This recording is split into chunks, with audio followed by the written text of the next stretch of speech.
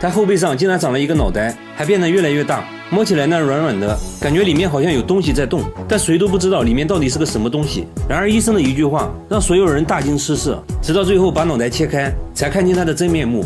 大叔说，自从多了一个脑袋，感觉自己变聪明了很多，但常常感觉后背有虫子乱钻，手臂和脖子还经常会失去知觉，心里呢会产生2种不同的声音，分别控制自己，常常会产生邪恶的念头。他怕以后无法控制自己，真的做出什么不好的事，所以呢赶紧找到了医生，来了个线上会诊。当他把衣服脱掉，这东西的个头属实把医生吓了一跳。他说这东西已经长了23年，有一次呢在野外洗澡，过了没几天就长出了这东西。刚开始呢和葡萄差不多大小，慢慢就变成了这样。会诊过程中，他突然开始胡言乱语，还奇怪的大笑，看着呢根本不受控制的样子。医生顿感不妙，怀疑是洗澡时感染了食脑虫。当食脑虫侵入体内，会一点点啃食神经组织，患者就会出现头痛、恶心、四肢麻木的症状。由于肿块紧靠着脑袋，医生怀疑食脑虫已经侵入了大脑，情绪控制相关的大脑区域已经受到了干扰，大叔才会出现幻觉、精神错乱等症状。一旦食脑虫开始啃食视神经，那他将会有失明的可能。现在必须要尽快进行手术，看看这个脑袋里到底有什么。医生还想问一些关键的信息，但大叔依然不停地胡言乱语。这时，大叔的儿子走了过来，医生赶紧让儿子把他控制住。等大叔稳定下来后，赶紧送来医院。隔天，大叔来到医院进行手术，医生经过细致的计划和准备，手术就开始了。把脑袋割开后，接着就流出了一坨白花花的东西，看着非常像奶油。不过还好，医生并没有发现食脑虫，看起来只是普通的脂肪瘤而已。处理完毕，缝合伤口，慢慢的就可以康复了。这个公寓的住户凌晨4点必须起床，然后捂着耳朵站在墙角，也并不是他们想起床，而是被一个怪声吵醒的。每到凌晨4点，整个公寓就会传来敲门声，有时声音又像小孩在楼顶玩玻璃球的声音。物业也试图找到声音来源，关闭了所有能产生噪音的设备，但声音仍然存在。现在反而变本加厉，什么奇怪的声音都会出现，公寓住户都被搞得精神崩溃了。这个大妈就受不了了，长期折磨让她患上了神经衰弱，现在只能在外面租房住。大家偷偷安装了监控，想看看到底有多夸张。一到凌晨4点，震耳欲聋的声音把摄像小哥都吓一跳，噪音高达90分贝。要知道地铁站的噪音才81分贝而已。大家发现用铁锤敲打瓷砖的声音和这怪声很像，怀疑是有人故意这样做的。到底是什么人会一直制造这种声音呢？犯罪心理学家表示，半夜发出这种声音能影响人们的生活，这可以让他内心得到莫大的满足。这种人就是心理变态。大家决定找到这个罪魁祸首，准备了10多台监控，蹲守在大楼各个角落。结果几天下来，这怪声突然神秘消失了。大家猜测，这个制造噪音的人已经害怕了。其实没必要再调查了。1个月后，节目组回访，物业表示，自从节目组开始调查后，声音就没再出现过。这下大家都能安心睡觉了。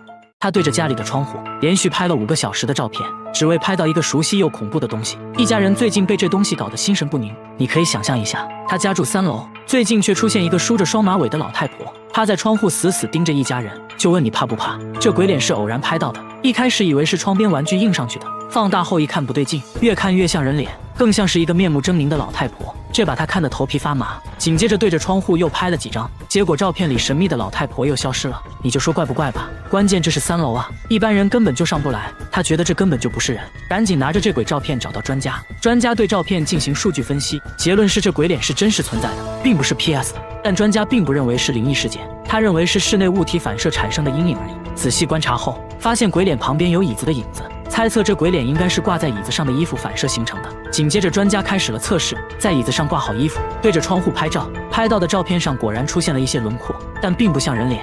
专家继续摆弄衣服，尽可能的弄出更多褶皱，就这样一直拍照测试了5个小时，终于拍出了之前的鬼脸。所以这就是一种巧合而已。他在厕所偷偷安了监控，正对着马桶和面盆，看到了让人哭笑不得的一幕。晚上等一家人睡着后，厕所就会传来咕呱咕呱的怪声，打开灯却什么都没有，窗户都安装了防盗窗，根本不可能有东西能进来。这怪异现象搞得一家人精神崩溃，半夜都不敢上厕所。有次主人半夜实在尿急，蹑手蹑脚的来到厕所门口，就看到一个小黑点闪过，从面盆一水孔钻了进去。这下主人更怕了，拿着录到的声音求助专家。专家一听却笑了，给他出了一招，在水龙头上绑一条面包虫，把这东西调出来。主人壮着胆子乖乖照做，完事只需要守着监控静静等待。没一会，厕所就传来了一声咕呱的叫声，只见有个黑黑的东西在众目睽睽之下从面盆里钻了上来，仔细一看竟然是只树蛙。难道一直发出怪声的就是它？树蛙对着面包虫若有所思，也不知道在想什么，接着一口吞了。没成想虫子绑得太紧，尝试了几次都没吃到，又灰溜溜地钻进了面盆。关键它家在9楼，这树蛙是怎么爬上来的呢？虽然树蛙会爬墙，但靠它自己是不可能爬到9楼的。楼上楼下的邻居都问过了，也没人养树蛙。专家研究半天，说树蛙只可能是从外面人为带回来的。问了一圈，主人说前段时间从乡下拿回来很多白菜，准备做泡菜。专家一拍脑袋，说树蛙很可能就藏在了白菜里，阴差阳错就蹦到了面盆里。现在重要的是赶快把它解救出来，把面盆拆下来。刚切开一个洞，树蛙就跳了出来，小小的一只，非常可爱。大家决定先暂时把它养在家里，等春暖花开时再让它回归自然。他们对着大妈的胸部 X 光片议论纷纷，都感觉不可思议，因为 X 光片显示大妈胸口竟然有根5厘米长的针，距离心脏只有1毫米。拿金属探测仪在大妈胸口一扫，仪器就会发出哔哔哔的声音。这针已经在体内存在10多年了，最近体检才发现，关于这针是怎么进入体内的，大家众说纷纭。有人说是吃东西误吞下去的，但这个说法很快就被医生否定了。通过食道很难到达现在的位置。另一个大叔说，也许是大妈做完针线活后睡着了，翻身过程中针就刺入了体内。医生说这种假设是最有可能发生的，因为胸前的软骨很容易就会被刺穿。现在针距离心脏只有1毫米，剧烈运动或者稍有不慎都可能危及生命。现在最重要的是赶紧把针取出来。在进行了全面检查后，医生表示手术过程中很有可能会发生紧急情况。医院在做好万全准备后，大妈被送进了手术室。针和静脉看起来很相似，因此很难区分。为了避免触及肺部和心脏，手术不能出现一丁点的失误。不过还好，经过漫长等待，医生成功把针取了出来，已经变得锈迹斑斑。术后大妈状况良好，看着伴随了自己10多年的针，大妈唏嘘不已。她当着医生的面，用随身携带的铁锤疯狂敲自己，边敲还边笑，敲完肩膀敲膝盖，这可是一把货真价实的铁锤啊！大叔每天就用塑料袋装着随身携带，一有时间就哐哐往身上敲，即使在门外也能听到敲打声。敲完膝盖敲肚子，敲完肚子敲敲胸，顺便敲敲胳肢窝，接着敲下巴和上巴，最后敲敲脑壳，从下往上敲了一遍。他说一点都不痛，甚至还挺爽。摄像小哥试了试，差点是试。大叔给自己这套按摩手法取名锤子疗法，说自己一身腱子肉就是这么敲出来的。锤子疗法还可以燃烧腹部脂肪，8块腹肌也是这么来的。这么看来好像真的有用，但不管怎样，大叔已经收获了一批小迷妹。这些处在更年期的小迷妹都觉得锤子疗法能消除疼痛、缓解疲劳，总之非常有用。关键还都觉得大叔很帅。但当他脱掉上衣，脊椎都被敲得通红，长了厚厚的老茧。来医院检查，发现大叔有颈椎间盘突出的问题，这是怎么回事呢？明明敲打后很舒服嘛。怕医生不信，当面拿铁锤哐哐敲了起来，敲完上面敲下面。医生表示，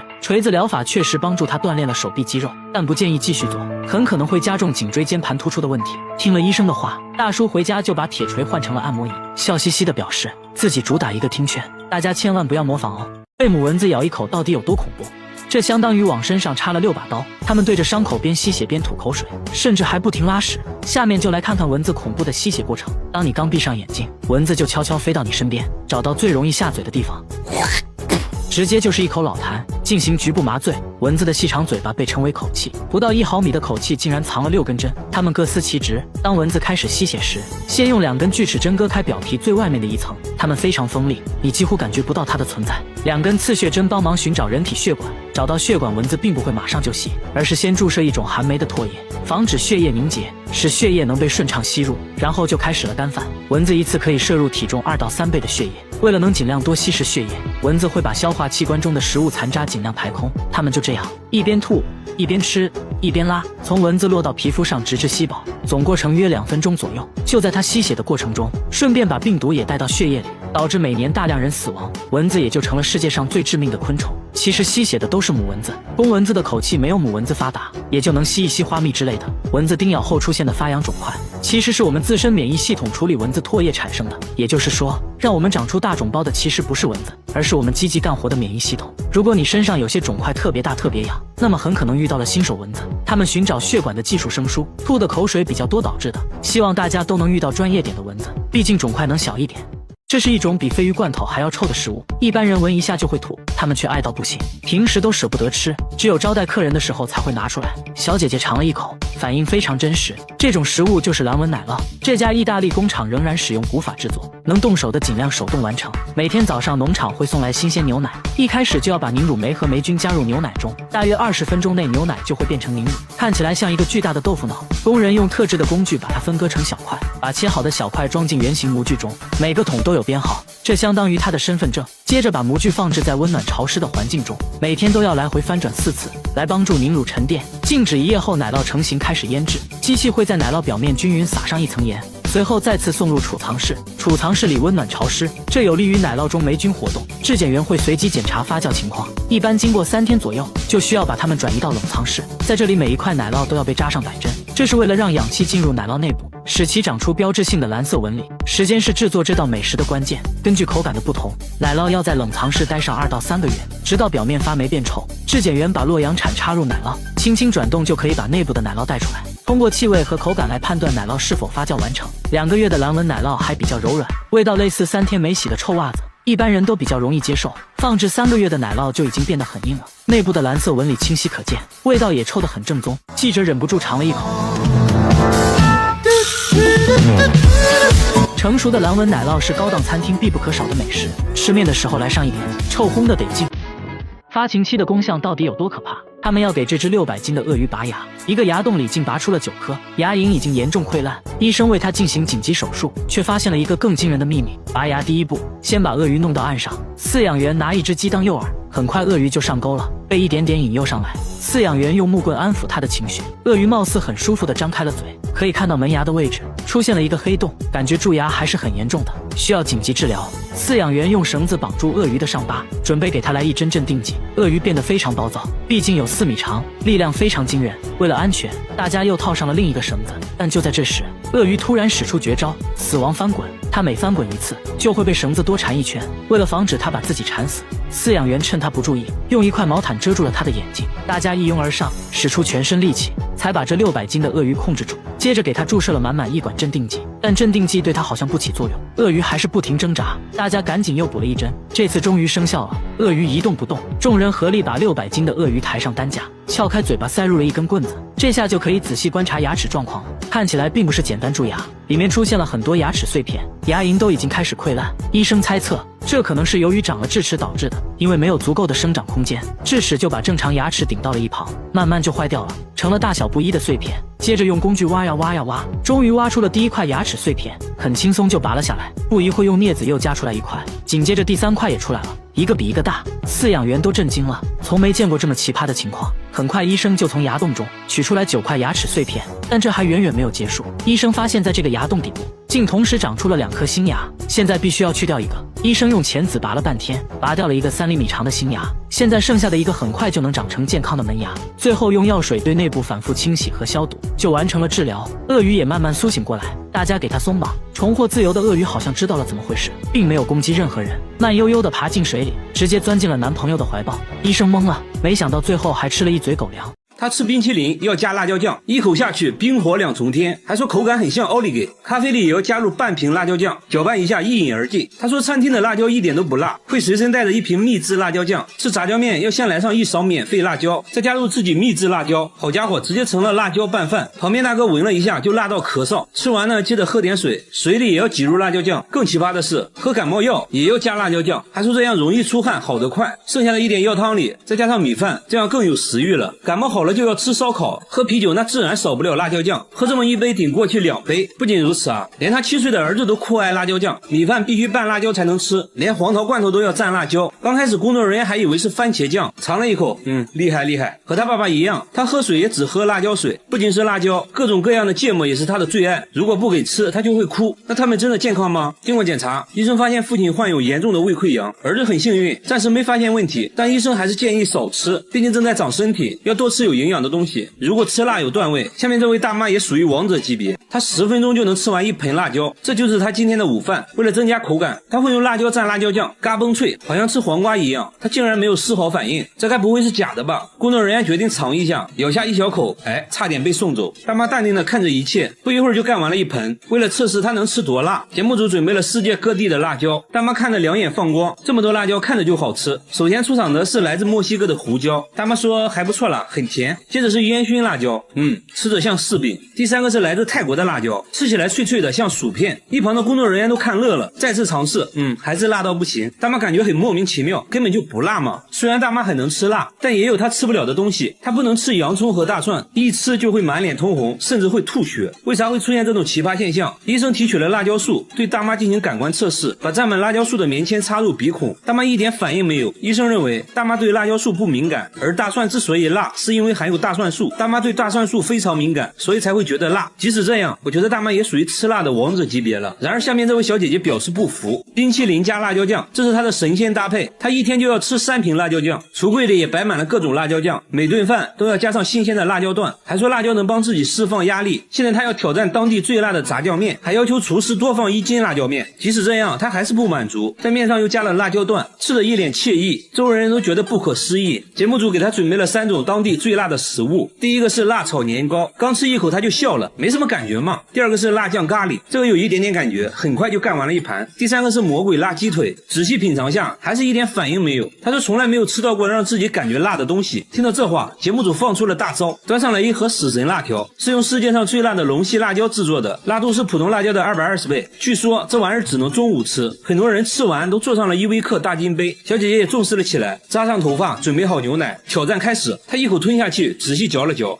还不错。刚开始有点甜，后面有一点点辣。即使这样，她依旧一滴汗都没出。不过这样吃辣，屁股受得了吗？经过检查，医生说她患有轻微的食道炎和痔疮，必须要改变饮食习惯了。好了，我是岳飞，关注我，每天一个迷惑行为大赏。他天生就有2个胃，一次能吃100个肉夹馍，吃自助餐盘子都能堆到天花板。老板被狠狠上了一课，但这仅仅只是开胃菜。接着来到路边摊，又吃掉了10份烤冷面，这属于他的餐后甜点。这样下来，一顿午餐就算吃完了。来到公司直接冲进了厕所，还说自己消化快，一天就要拉8次，放屁都比别人臭。每天都是上班、餐馆、厕所3点一线。下班后他来到一家烤肉店，先要了10斤五花肉垫垫肚子，烤到滋滋冒油，一次夹上3块，再放上1勺芥末，一口吞了下去。很快10斤肉就进肚子了，现在感觉有6分饱了。回家又做了1份辣酱拌饭，还加了1管芥末，说自己完全感觉不到辣。之所以这么能吃呢，是因为自己天生有2个胃。工作人员肯定不信啊，带他来到医院，医生也不信，从来没听说过有2个胃的人。接着给他做了胃镜检查，医生的表情逐渐严肃起来，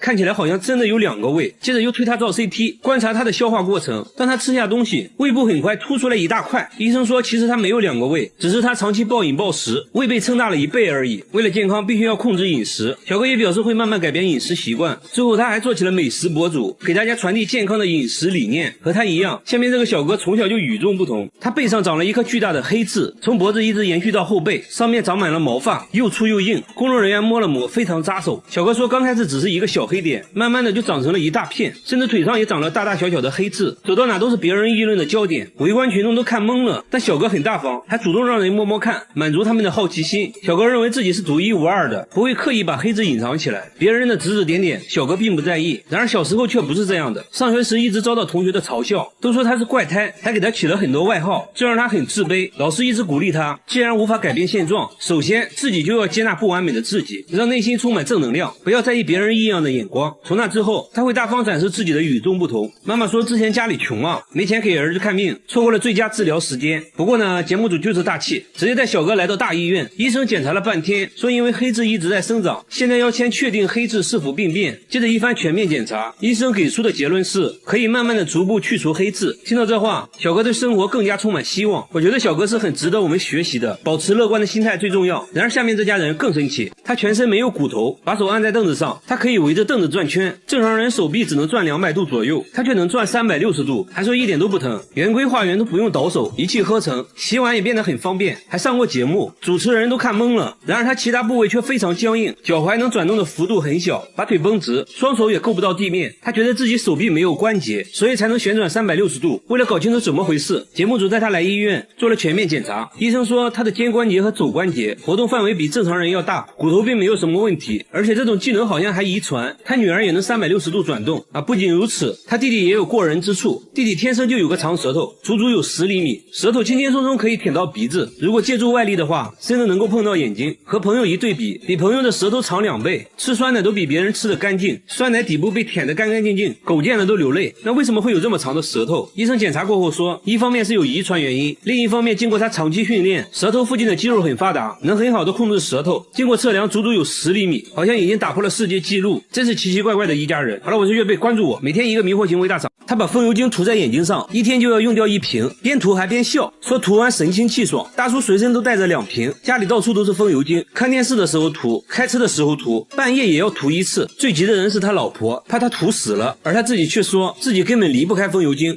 这又是为啥？他也不解释啊，反而变本加厉，觉得涂眼睛上不过瘾了，直接用风油精洗脸，看样子也不错，洗完精神抖擞。那他到底为啥要涂风油精？真的是奇怪。周围人也是看得一脸懵逼，真的不会疼吗？旁边的大叔决定试一试，结果直呼辣眼睛。这时他终于说出了涂风油精的原因。原来大叔之前眼睛受了伤，什么都看不清，偶然用了1次风油精，竟然能看清楚了。从那之后就离不开风油精了。但风油精真的有那么神奇的功效吗？医生猜测，在风油精的刺激下，大叔眼泪分泌旺盛，使得眼睛非常湿润，这可能是帮他看清楚的原因。但风油精对眼睛有非常大的伤害。经过检查，大叔的眼角膜确实受到了严重损伤，风油精没能治愈他，反而加重了病情，必须立即停止使用风油精，还给大叔拿了专门治疗眼睛的药物。所以说有病就要对症下药，不要相信偏方。和他比起来，下面这位尼姑更奇葩，他把洗衣液涂满全身，每天都要涂好几次，一天就要用掉3瓶。诵经累了就要往身上涂洗衣液，外面散步的时候要涂一涂，工作时也要涂，总之不允许身上有干燥的地方。就连洗澡都是用洗衣液，先往盆里倒入满满1瓶，蹲在盆里就洗了起来，洗衣液直接成了他的沐浴露，家里还存了上百箱的洗衣液。然而这仅仅只是1个月的量，他1年内用掉的洗衣液足够别人洗17年的衣服。更奇葩的是，他洗衣服呢却从来不用洗衣液，还说用洗衣液洗衣服就是浪费。节目组很担心他，而他自己却说正是洗衣液救了他的命。这又是为啥？原来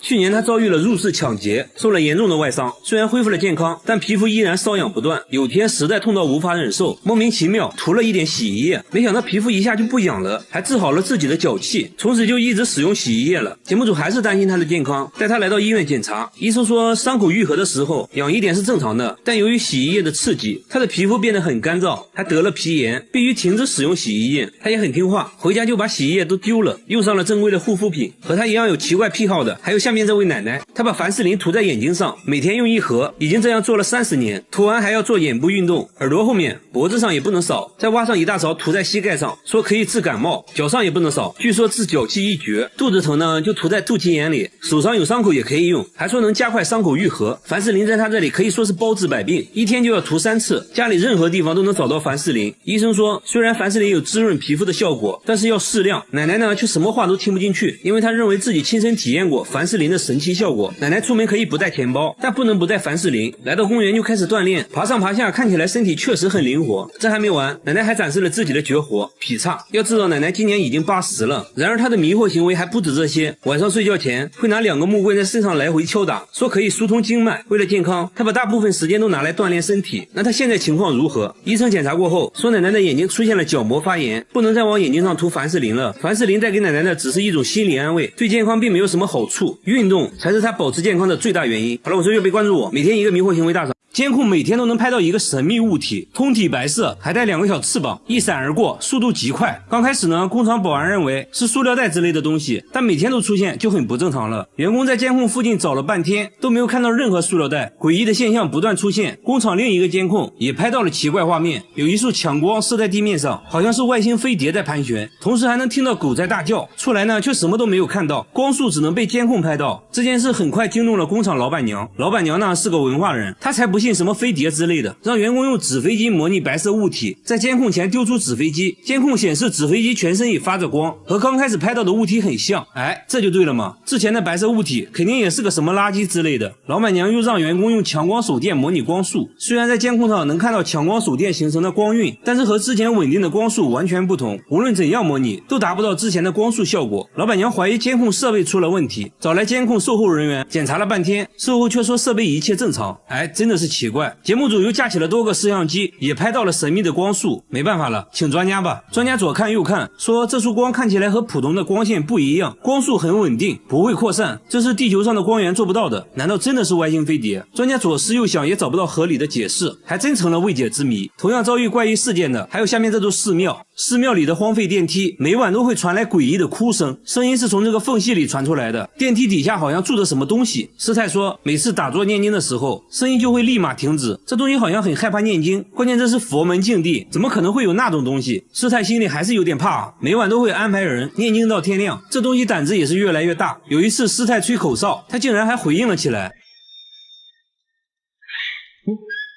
那会不会是小动物之类的？师太说下面全是水，不可能有动物能存活的。那这电梯下面到底是什么？节目组决定把相机伸到下面一探究竟。左看右看，除了一滩死水，里面啥都没有。接着又把相机伸到水下，还是一无所获。师太想吹口哨引起这东西的回应，这次未能如愿，里面还是静悄悄的，实在没办法了。节目组决定拆电梯，还把电梯里面的水都排空了。工作人员壮着胆子爬了下去，环顾四周没有看到任何生物。工作人员不放弃，继续翻找。突然一只树蛙跳了出来，难道声音就是他发出来的？专家再次听了下录音，还真是树蛙的叫声。之所以声音和平时蛙叫有差别，是因为它们正处在发情期而已。解决了寺庙的问题，下边的玩具又出现了新问题。这个玩具频频传来怪声，只要静静的听，就能听到滴答滴答的声音。他有次还看到女儿半夜跟玩具对话，这把他吓了一跳。女儿却表示自己很喜欢这个玩具，真的是奇怪，一个实木玩具怎么可能会叫？有时候主人气不过，用力敲两下，它又会稍微消停一会儿。不过凡事要讲科学，节目组用话筒录下了这个怪声音，找到了声音分析专家，对录下来的声波进行了波长分析。专家说声波间隔不一样，很明显是一种有生命的东西，应该是某种生物移动时产生的声音。真是见了鬼了。主人拿着玩具又找到了一位木工，木工研究了半天，说自己没有听过这种声音，这不像是木头能发出来的。所以床里真的有某种生物吗？主人做了个奇葩的决定，把玩具带到了医院。干嘛呢？上 CT 机。医生们也是第一次给床做 CT， 看了半天，终于看到了一点点奇怪的地方。这个木头边框里面有个3厘米的东西，经过反复实验观察，医生确定这就是一只3厘米长的虫子，而且还发现了虫子吃木头的痕迹。看到这个东西，夫妻是想哭又想笑，原来都是他在搞鬼。好了，我是月贝，关注我，每天一个迷惑行为大赏。这一坨黑乎乎的东西就是用蚊子做成的肉饼，50万只蚊子才能做出一个，一口下去起码10万只，据说吃起来很像鱼肉。小哥尝了一口，反应一言难尽。每年一到雨季，非洲维多利亚湖就会出现数以万亿计的蚊子，所到之处就会形成一股黑色旋风，场面相当震撼，严重的时候可以说是遮天蔽日。这里的人看到却喜出望外，对他们来说蚊子再小也是肉，是每年不可多得的美食，简直就是天上掉馅饼。抓蚊子对他们来说完全没有挑战性，随便拿个锅碗瓢盆在空中挥一下，就能轻松捕获成千上万只，大人小孩都玩得不亦乐乎。收集到足够多的蚊子，就可以制作蚊子肉饼了。第一步，把蚊子捣成黏糊糊的一坨，像揉面一样揉成团，然后手工按压成肉饼的形状，按压力道是关键，会影响最终的口感。接着起锅烧油，一瞬间伴随着滋啦滋啦的声音，肉香四溢散开，煎到两面黢黑即可。里面熟不熟不重要，吃的就是这个原汁原味。你看隔壁小孩都馋哭了。据说蚊子饼吃起来很像鱼肉，因为蚊子主要生活在湖边，所以还会夹杂一丝海鲜味。煎炸属于常规做法，当地还有更加独特的烹煮做法。煮上满满一锅蚊子汤，一口浓汤下肚，别提多鲜了。摄像小哥不相信，决定尝一尝。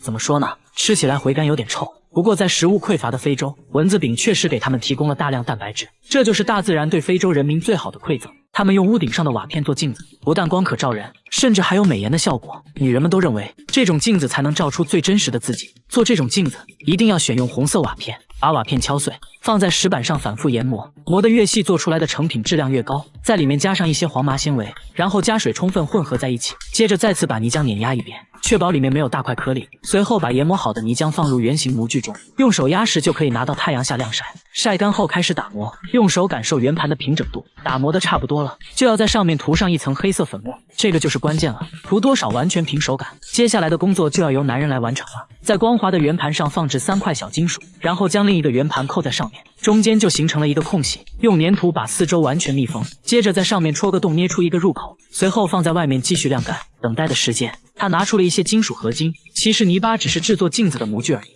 镜子本身还是由这些合金做成的，合金是由锡和铜混合而成，把合金都塞到入口里面，上面盖上一层棉布后，继续用粘土密封，然后将这些模具放在火上，上面铺满椰子壳开始烧制，就这样一直加热1小时。通过听声音来判断金属是否融化，合金融化后就要慢慢翻转一下，让融化的合金液体填充模具中间的空隙，等模具冷却下来敲掉模具。镜子毛坯已经锻造成功，不过现在还不能反光，需要经过几轮抛光，但首先要把毛坯修剪成合适的尺寸，尺寸不同价格也相差很大。最受欢迎的种类是手持的小镜子，修剪完成后用湿砂纸开始打磨，镜子表面出现光泽后，在上面滴上椰子油继续打磨，直到镜子可以清晰地照出自己，随后把镜子放入镜框粘合在一起。这还没完，最后还需要用天鹅绒布抛光，在背后贴上自己的 logo， 这样一个昂贵的手工镜子就完成了，能更好地照亮你的美。大爷只是给挖掘机轮胎打个气，却引来一群人围观，都不可思议地看着他。只因大爷有个绝活，用嘴给轮胎充气，竟然比打气筒还好用。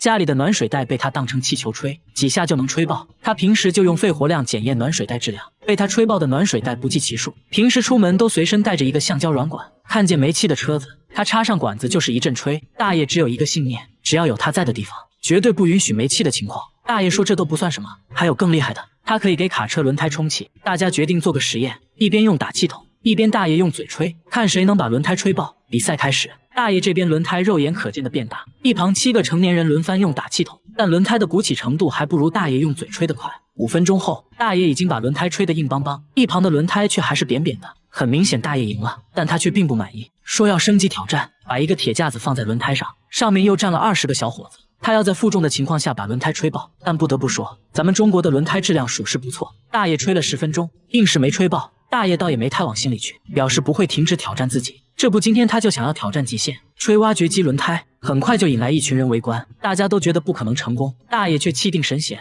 坐着吹了几下，轮胎竟然纹丝不动。很明显，这次挑战确实不一般。只见他站起来半蹲马步，稳扎稳打的吹，轮胎终于有了点起色。毕竟是挖掘机轮胎，吹到一半的时候最困难，几口下去轮胎也没啥变化。大家不停给他加油打气，大爷擦了擦汗，接着青筋暴起，一阵猛吹，终于把轮胎吹了起来。大爷一脸傲娇地说，自己才66岁，还能再吹他个10年，只要有我在的地方就不允许出现打气筒。大叔回家第一件事就是拔掉所有电器插头，接着用黑色胶带把信号灯遮起来，说这么做是为了保命。家里没有一盏灯，冰箱成了摆设，电视还被他故意砸坏了。家里唯一能用的就是电脑，用电脑前必须全副武装，戴上墨镜和特制的沥青面罩，上网时间不能超过3分钟，不然身体就会疼痛难忍。大家都非常不理解，但更奇葩的还在后面。大叔出门要戴上用沥青制作的面罩和帽子，甚至连衣服都用沥青涂抹了一遍，这已经够夸张的了。没想到大叔里面还穿了一件沥青盔甲，把大家看得目瞪口呆。说话间他突然紧张起来，指了指远处的汽车，迅速戴上了面罩和帽子，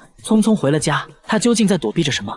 大叔解释说自己能感受到电磁波，刚才就感受到了汽车 LED 大灯发出的电磁波，微弱的电磁波就会对自己造成伤害。每当暴露在阳光下，全身就好像被针刺一样。一身沥青装备就是用来屏蔽辐射的。大叔也去过很多医院，都没检查出任何身体上的问题，但电磁波带来的疼痛是真实存在的。你就说怪不怪吧。大叔认为病因来自之前住的房子，都是因为房顶上的手机基站导致的。大叔壮着胆子走了进去，看了一眼就连连后退，说这里的辐射很严重，只要一靠近，心脏就会剧烈疼痛。可奇怪的是，周围邻居并没有感受到电磁波的伤害，就连记者也没感受到。大家拿专业仪器一测，辐射量远低于安全标准，也就是说，这微弱的电磁波并不会对人体产生伤害。既然大叔说能感受到电磁波，那直接给他做个测试好了。给大叔戴上眼罩和耳塞，让他根据自己的感觉判断电脑的开关机状态。一共做了7次实验，大叔猜错了5次，可以肯定他并不能感应到微弱的电磁波，所以大叔很有可能是心理问题。治疗心理问题第一步就是要勇敢面对。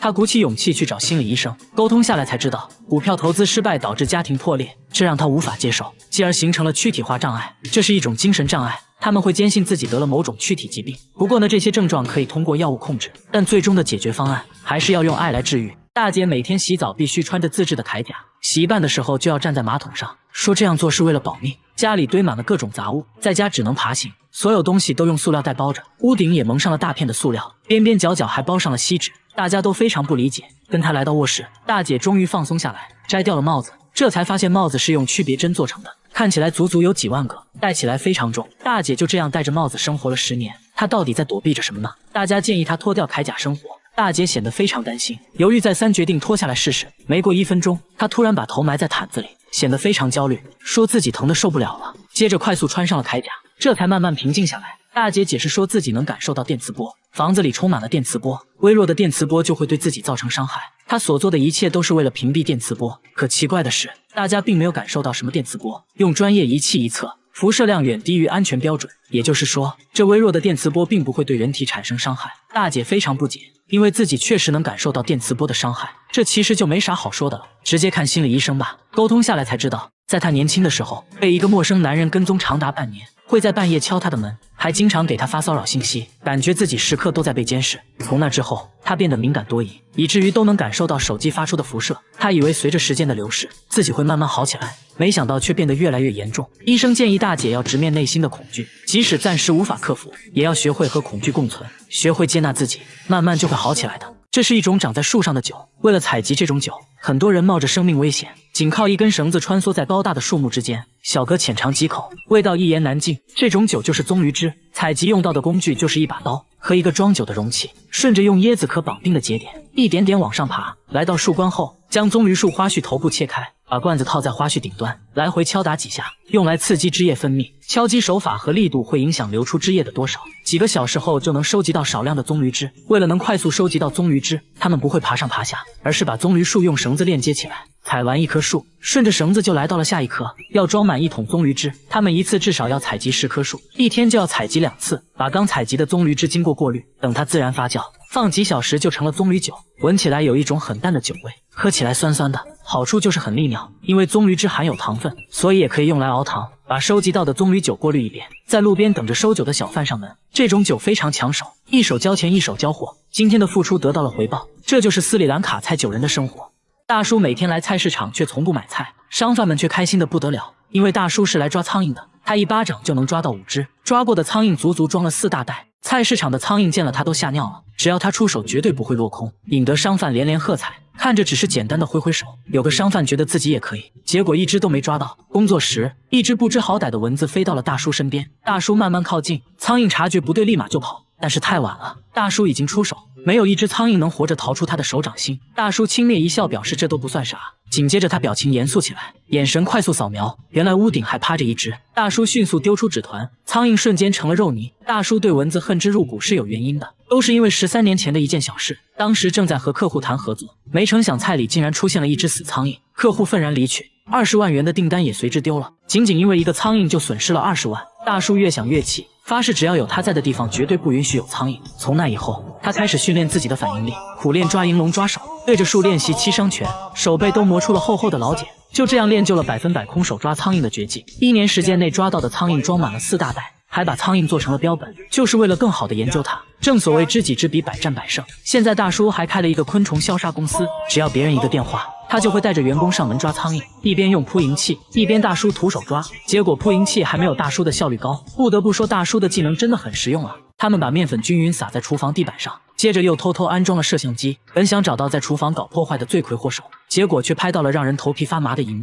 起因是好好的橡胶手套，只要在这家餐厅后厨放1晚，就会被撕得粉碎。怕大家不信，下班前店主又摆上了几双新手套，锁上了唯一的大门。第二天一大早就看到店主和员工聚集在了门口。店主说自己一个人不敢进厨房，等人聚齐后才敢开门。真有这么夸张吗？大家一起来到后厨，记者也被震撼到了。好好的手套变得破败不堪，碎片散落一地，像是被腐蚀了一样。你要说有小动物的话，那它肯定会破坏食物，不可能没事去咬手套。你要说是有人故意破坏的，那也不太成立。橡胶手套根本扯不动，即使用剪刀剪过的痕迹太过规则，也做不出这种粉碎的效果。那到底是怎么造成的呢？大家越猜店主越慌，最后大家想出一个办法，把面粉均匀撒在地板上，边边角角也不放过，又安装了摄像机，不管是人是鬼，这次一定能找到这个罪魁祸首。第二天大家一起来到后厨，不出意外手套又被撕成了碎片，关键地上干干净净，一个脚印也没有。这下大家更慌了，难不成真有那东西？大家赶紧查看录像，发现手套在没有任何外力的情况下，自己慢慢开始分解腐化，整个过程显得很自然，画面说不出的诡异。大家不由得后背发凉，赶紧寻求专家帮助。专家认为这是一种化学反应，橡胶手套是被氧化剂破坏的，这种氧化剂应该就是臭氧。许多厨房都在使用臭氧对食物进行消毒，白天排风扇会把臭氧抽到室外，但晚上排风扇不工作，臭氧就聚集在了厨房，随着浓度升高，橡胶手套就被氧化，从而老化断裂。为此专家还做了个实验，密闭空间内，当橡胶手套接触到臭氧后，很快就被氧化掉了。专家说，只需要晚上也保持通风，把臭氧排到室外，就可以防止类似的事情再次发生。店主乖乖照做，晚上也打开了排风扇，果然第二天手套真就完好无损，省流。氧化反应。他吃面包要提前准备2包纸巾，因为他一吃东西就会流泪，怕大家不信，他直接吃起了热狗，一口下肚，果然眼泪刷刷的下来了，就跟演戏一样，而且越好吃流的越多。吃米饭不会流泪，吃炸鸡就会流，这都成了一种指标。公司聚餐都会让他先吃，根据流泪情况判断食物是否美味。更奇葩的是，小哥吃东西只有左眼会流泪，而伤心想哭的时候就换成了右眼流泪，2只眼睛分工明确，你就说神不神奇吧。据他妈妈说，他从出生就这样，2只眼睛很少有同时流泪的情况，如果有的话，那就是一边在伤心一边在吃东西，2只眼睛就都会流泪了。反正医院也去了，都没发现什么问题，医生认为是属于神经类的问题。接着在他眼睛上贴了2张试纸，再让他吃下2块糖果，紧接着试纸就湿了。试纸显示他眼睛流出来的其实是口水。医生说这是一种叫做鳄鱼眼泪的疾病，是由于面神经麻痹，唾液神经和泪腺交织在了一起。确切的说，眼睛流出来的应该是口水，但对健康没太大影响，可以不用管它，只是有点恶心而已。小哥本人觉得这还挺好的，可以成为聚会的谈资，供大家娱乐也不错。22岁小伙每天在背包里装1袋沙子，走到哪都带着，家里米缸内也装满了沙子。吃饭时他从袋子里掏出来一些，抓上一大把就往嘴里塞，吃的一脸享受。这就是他今天的主食。吃完还张嘴让大家检查了一下，他说沙子吃起来口感很脆，还有点甜。怕大家不信，小伙还想让一旁的大叔试试，大叔也不含糊，抓起一把就要往嘴里塞，接着露出了关怀智障的眼神。妈的，这不神经病吗？小伙说每天带1袋沙子，是为了能随时随地给自己补充能量，一旦困了累了就要吃，吃上一口整个人都精神了。他没事就去工地吃自助餐，工地上的沙子新鲜可口，品类多量还大，这种红沙是最好吃的。不过今天吃起来感觉有股骚味，有点奇怪。他转头又来到另一堆沙子前，看起来好像是新品，还真没吃过，抓起一把先尝尝咸淡。总结下来，白沙比较咸，红沙比较甜，根据周围小动物的多少，味道也会有所变化。不过说起他吃沙子的原因，却很令人心酸。小时候他家里很穷，3天饿9顿的，饿得实在受不了了，就想着吃沙子来缓解。这一吃不要紧，意外打开了味觉新世界，就这样还吃上瘾了。大家千万不要模仿哦。